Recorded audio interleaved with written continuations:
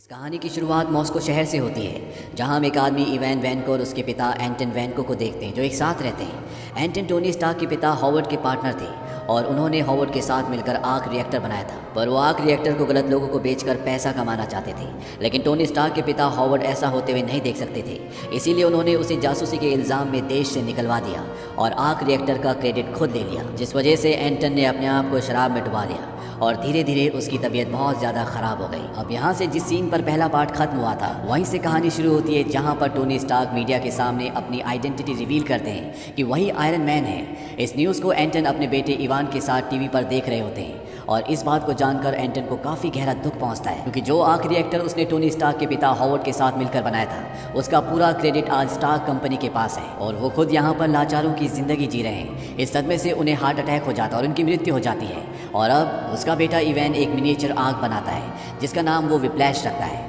और ये arc reactor की तरह ही सूट को पावर दे सकता है। धीरे धीरे वक्त बीतता है और 6 महीने गुजर जाते हैं। टोनी स्टार्क अब अपने नए आयरन मैन सूट मार्क 4 के साथ बहुत ज़्यादा फेमस हो गया, क्योंकि उसने कई लोगों की जान भी बचाई है, इसीलिए अब लोग उसे आयरन मैन के नाम से जानते हैं। हालांकि गवर्नमेंट अब भी उसके सूट को एक गलत हथियार मानती है और उसे आर्मी को सौंपने के लिए कहती है, पर वो अपनी टेक्नोलॉजी किसी को नहीं बेचना चाहता। पर यहाँ पर टोनी स्टार्क की ज़िंदगी में एक नई प्रॉब्लम खड़ी हो जाती है।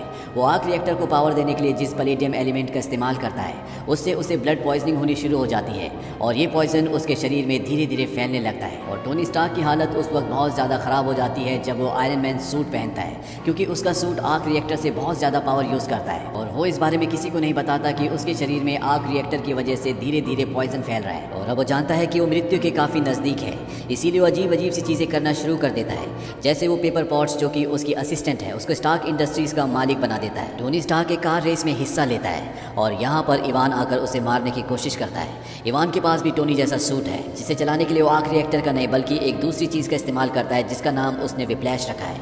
टोनी अपना सूट पहन लेता है। यहाँ पर टोनी यानी कि आयरन मैन और इवान, जिसके पिता टोनी स्टार्क के पिता के साथ काम करते थे, जिन दोनों ने मिलकर आर्क रिएक्टर बनाया था, इन दोनों के बीच में एक घमासान युद्ध होता है। लेकिन आयरन मैन इवान को हरा देता और उसे अरेस्ट करवा देता है। जब टोनी स्टार्क को इवान की असलियत का पता चलता है कि वो कौन है, तो वो उससे मिलने जेल में जाता है, क्योंकि टोनी स्टार्क ने उसे हराया है। इसीलिए उसे पता है कि उसके विप्लैश में, जो कि उसके सूट को पावर देता है, उसमें क्या क्या कमियां हैं। वो उसे उसकी सारी कमियां बता देता है और साथ ही साथ ये भी बताता है कि उन कमियों को कैसे ठीक किया जा सकता है। टोनी स्टार्क के यहाँ से जाने के बाद उसके बिजनेस का सबसे बड़ा कंपेटिटर, जिसका नाम जस्टिन हैमर है, वो जेल में इवान से मिलने के लिए आता है, क्योंकि वो भी उसी तरीके के सूट बनाना चाहता है जिस तरह का सूट टोनी के पास है। वो अच्छी तरह जानता है कि इवान ये चीज़ कर सकता है, क्योंकि वो एक सूट पहले बना चुका है। इसीलिए वो उसे जेल से छुड़वा देता है और दुनिया के सामने साबित कर देता है कि उसकी मृत्यु हो गई, ताकि कोई भी उस तक पहुँचने की कोशिश ना करे। अब जस्टिन हैमर चाहता है कि इवान उसके लिए वैसे सूट बनाए जैसे आयरन मैन के पास है, ताकि वो इन सूट्स को गवर्नमेंट को बेच सके। वहीं दूसरी तरफ टोनी स्टार्क को दिखाया जाता है, जिसका बर्थडे है। वो अपने बर्थडे वाले दिन आयरन मैन का सूट पहनकर बहुत ज़्यादा हंगामा करता है और जब उसका दोस्त कर्नल जेम्स ये सब कुछ देखता है, तो वो टोनी स्टार्क का पुराना आयरन मैन सूट पहनकर वहाँ पर आ जाता है। वो टोनी स्टार्क को रोकने की कोशिश करता है, पर वो होश में नहीं होता। इसीलिए इन दोनों के बीच में एक घमासान युद्ध होता है और अंत में कर्नल जेम्स उसका सूट लेकर वहाँ से निकल जाता है। वो आर्मी बेस में पहुँच जाता है।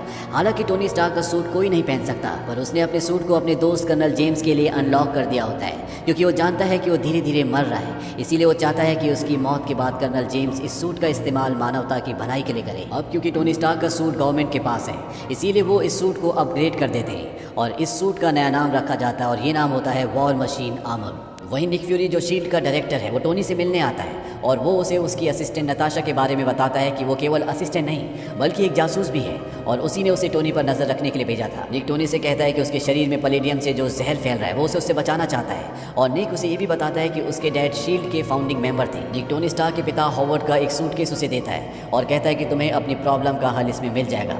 उसे सूटकेस में एक वीडियो रिकॉर्डिंग मिलती है, जिसमें टोनी के पिता हॉवर्ड ये इंडिकेट कर रहे होते हैं कि वो आर्क रिएक्टर के लिए खुद पैलेडियम की जगह एक नया दूसरा एलिमेंट यूज़ करना चाहते थे और यहाँ तक कि उन्होंने उसका डिज़ाइन भी बना लिया था, पर उस वक्त टेक्नोलॉजी की कमी होने के कारण वो बना नहीं पाए। पर वो ये ज़रूर जानते थे कि उनका बेटा ये ज़रूर बना लेगा और उस रिकॉर्डिंग में ये भी इंडिकेट किया होता है कि उनका डिज़ाइन कहाँ पर है। टोनी स्टार्क को डिज़ाइन मिल जाता और वो समझ जाता है कि उसके पिता क्या बनाना चाहते थे और वो उस एलिमेंट को बना लेता है, यानी कि अब उसे आर्क रिएक्टर में पैलेडियम एलिमेंट इस्तेमाल नहीं करना पड़ेगा और ना ही उसकी बॉडी में पॉइजन फैलेगा। साथ ही साथ वो अपने लिए एक नया आयरन मैन सूट भी बनाता है। वहीं दूसरी तरफ इवान को दिखाया जाता है, जो दुनिया की नज़रों में मर चुका है।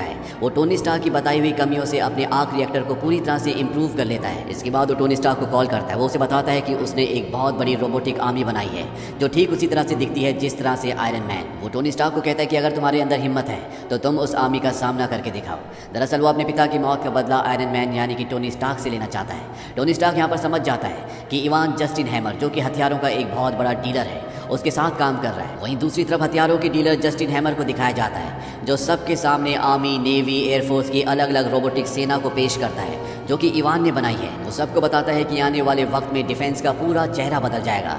यहाँ पर कर्नल जेम्स भी होते हैं जिन्होंने टोनी स्टार्क का वो सूट पहना होता है जिसे इवान ने बहुत ज़्यादा मॉडिफाई कर दिया है, जिसका नया नाम वॉर मशीन है। और अब आयरन मैन भी यहाँ पर पहुँच जाता है। वो जेम्स को कहता है कि इवान जिंदा है और यहाँ पर जितने भी लोग हैं सबकी जान खतरे में है। पर इससे पहले कि ये कुछ कर पाते, इवान यहाँ पर जितने भी रोबोट्स यानी कि ड्रोन्स होते हैं उन सबको हैक कर लेता है। साथ ही साथ वो कर्नल जेम्स के सूट को भी हैक कर लेता है, यानी कि कर्नल जेम्स का सूट और यहाँ पर जितने भी रोबोट्स हैं वो सब के सब उसके कब्जे में हैं। वो जो चाहे उनसे करवा सकता है। आयरन मैन यहाँ पर लोगों को नुकसान ना पहुँचे इसीलिए एक खाली जगह पर चला जाता है क्योंकि वो जानता है कि इवान अपनी रोबोटिक सेना उसके पीछे भेजेगा।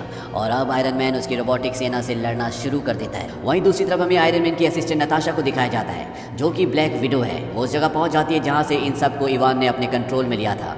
वहां पर इवान नहीं होता पर वो किसी तरह से उस सूट को जिसके अंदर कर्नल जेम्स है, जिसका नाम वॉर मशीन है, उसे फ्री कर देती है और अब कर्नल जेम्स का सूट उनके कंट्रोल में है। इसके बाद टोनी स्टार्क और जेम्स ये दोनों के दोनों मिलकर उन ड्रोन से, रोबोट से लड़ना शुरू कर देते हैं। टोनी स्टार्क के नए सूट में नई टेक्नोलॉजी होती है जिसकी मदद से वो पूरी रोबोटिक सेना को खत्म कर देते हैं। और तभी यहाँ पर एक बहुत ही विशाल और बहुत ही खतरनाक रोबोट आता है जिसके अंदर खुद इवान बैठा होता है। उसका सूट आयरन मैन सूट यानी कि टोनी के सूट से और कर्नल जेम्स के सूट से बहुत ज़्यादा एडवांस होता है, इसीलिए वो पूरी तरह से उन दोनों पर हावी हो जाता है। और इससे पहले कि वो इन दोनों को मार देता, टोनी स्टार्क कर्नल जेम्स को बोलता है कि अपने हाथ से लेज़र लाइट छोड़ो और ये दोनों उसकी तरफ लेज़र लाइट छोड़ते हैं और यहाँ पर एक बहुत बड़ा ब्लास्ट होता है जिससे इवान पूरी तरह से जख्मी हो जाता है। पर अभी भी वो जिंदा होता है। वो टोनी स्टार्क को मारना चाहता है इसीलिए वहाँ पर उसके जितने सूट होते हैं उन सबको एक साथ ब्लास्ट कर देता है जिससे उसकी जान तो चली जाती है।